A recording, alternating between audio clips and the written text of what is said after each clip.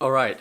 So, if you sometimes feel like you are not motivated to take the action that you believe is right for you, then I'm going to tell you a story right now that will explain how motivation is actually achieved, what motivation actually is, and how you can reawaken that for yourself consistently. So, let me first and foremost explain what motivation is.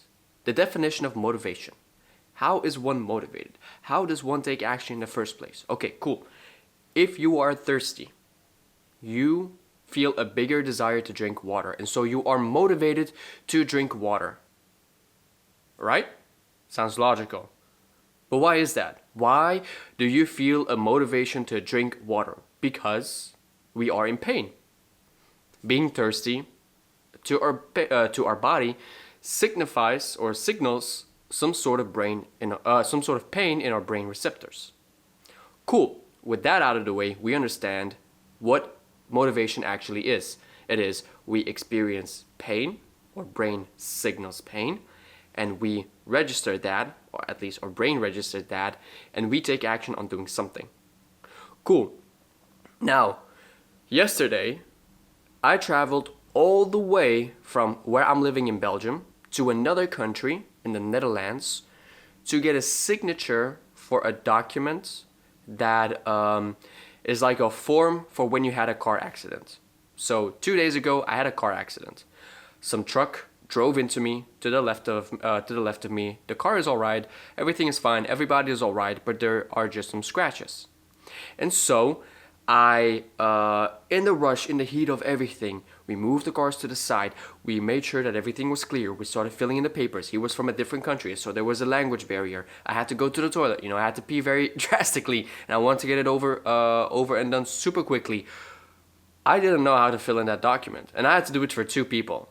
One, he didn't understand it, and I didn't understand it either because it was the first time that I did it. But okay, I read the manual, the step-by-step guide on how to do it and how to fill it in, so I started filling it in. Awesome.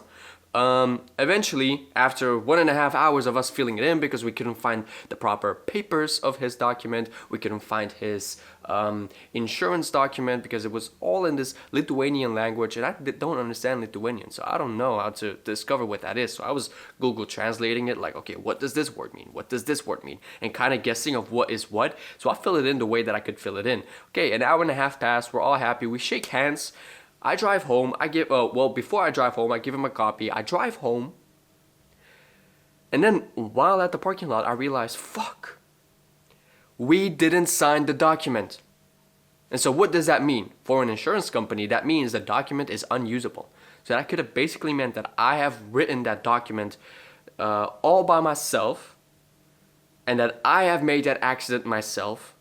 And so the insurance does not have proof that another party even existed, and if the other party even complies with the story that I have written down. So that's annoying. So I was looking around, okay, do I have this phone number of this guy? And mind you, it's already 11 p.m. I'm looking around like, can I find this guy's phone number? I find this guy's phone number. I try to call him up with the company phone that I have, which allows me to call to foreign phone numbers because his phone number is Lithuanian. With the phone that I have, I can't do that. My SIM card doesn't allow it. Not necessarily the SIM card, but it's mainly the subscription that I have for the provider. I have not allowed that thing to be an option because I never thought it was that it was necessary. But now, in this moment, it was, and I remember that the phone company, the phone of the company that I work for does have that option. Okay, cool. So I grabbed the phone, charged it in first and foremost because it was empty because I barely use it. Charged it in, I plugged it in, charged it up, started calling the guy 4 times. He's not picking up. I'm like, oh damn, this is terrible. So I sent him a message. Hey, it's Mark from the car accident, and we haven't signed the document. So basically, both of our insurances don't see this document as an official document. So the insurance can't cover it. So that means that we have to cover it. And so for both, we both drive company cars. Both our employers will need this document signed for the insurance to be able to do something with it. Otherwise, the companies have to pay all the price. And yes, I could be like, oh, I don't care, like let the company pay. No, that's not a right mindset to have, because I'm a man of values. I'm a man of respect. And so I think it's disrespectful if someone would do that to another person. For example, if I have a company with employees, which I'm thinking of having in the future, I don't want to have these kinds of employees who have that mindset of, screw it, it doesn't matter. No, I want them to take action and make it happen. Of course, can you expect that from everybody? No, but it's just a matter of respect. It's just a matter of values that you have. And it's also the values that I see to hold within the company. Okay, cool. So, as we got the document, as I got the message sent, I then didn't get a reply. Cool. What could I do? Not much. He left, I left. I was never going to find him. The day after, I grabbed the phone and I see he read the message. I'm like, hey, he read the message. So that means this phone number is active. Cool. I'm gonna try and call him again. So I called him and we're on the phone. And I'm like, whoa, this is good. Like, hey, it's Mark, from the car accident. Could we meet up, because the signature isn't signed of the document. It was like, yes, I saw, yes, I'm in the Netherlands right now. I'm like, Netherlands? Damn. I'm like, where in the Netherlands? He's like, over 100 kilometers away. I'm like, damn, I have to drive all the way there with the traffic. I was questioning, and I was really thinking of, oh, what if I just let the company take care of it? Like, why should I even bother? But I remembered one thing. Or at least not remembered, but something sparked in my head. I experienced motivation to go there and to get it done. Why?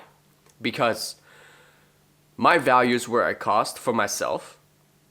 Because if I went down this path of screw it, I'm not gonna do it, I knew that I didn't live up to being the man that I see myself to be. So my identity would be tarnished for myself. Second to that, I would have an uncomfortable conversation with my employer. That is not nice, and I want to avoid that at all costs. So that's also pain that I'm experiencing for something that is external of me. The other thing was internal. The damage of my own identity, tarnishing my own identity, of how I see myself, my values, etc., and how I would act, and how I see myself acting in any kind of situation, driven to make it happen, willing to make it happen, respectful for it, doing whatever it takes to get something done. So there was pain for that. And the pain of traveling all the way there was not big enough in comparison to the pain of what I would experience if I didn't travel there. So what does that show me? And what does that show you as well? And what am I trying to make as a point here of the story? That we will always experience pain. But there are levels to pain.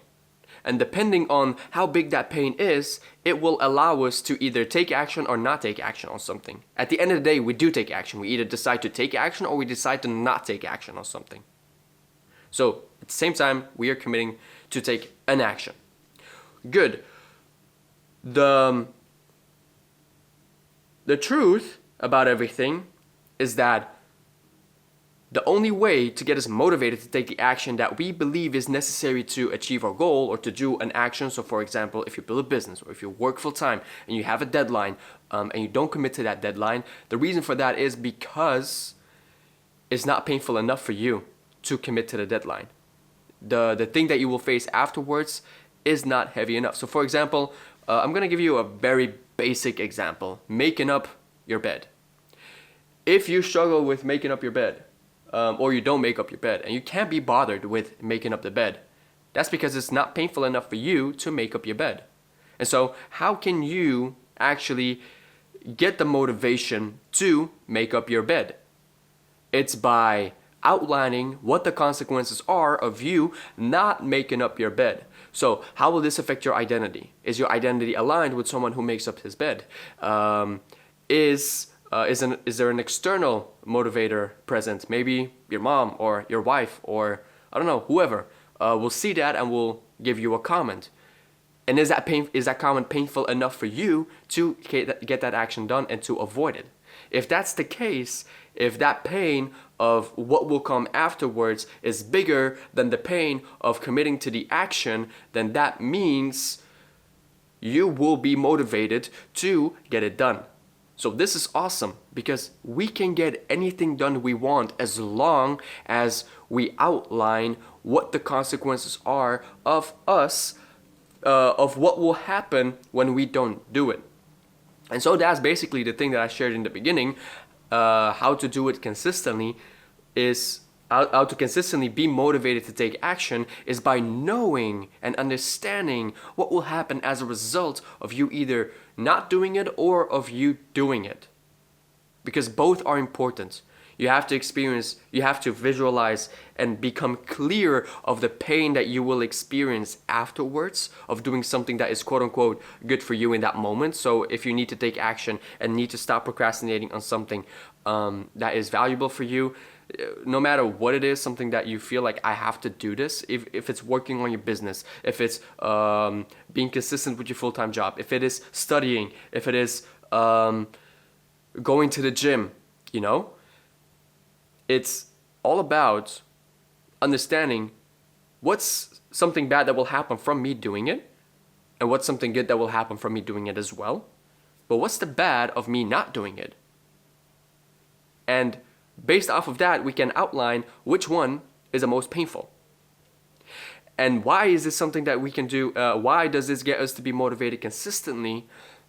Because there is no room for our mind to sell us any kind of silly stories that it is not true. Because when you have it out on paper and when it is in front of you, it is concrete. It is set basically in stone. You can't walk around of it. The moment you have your lines written on paper and that's the statement that you believe that is right for you in that moment. When you then reread it and your mind starts telling you stories, you are grounded. You are grounded in that moment because you have it set in stone. So that's how you can become, that's how you can motivate yourself consistently to take action. So that's what I wanted to share with the story.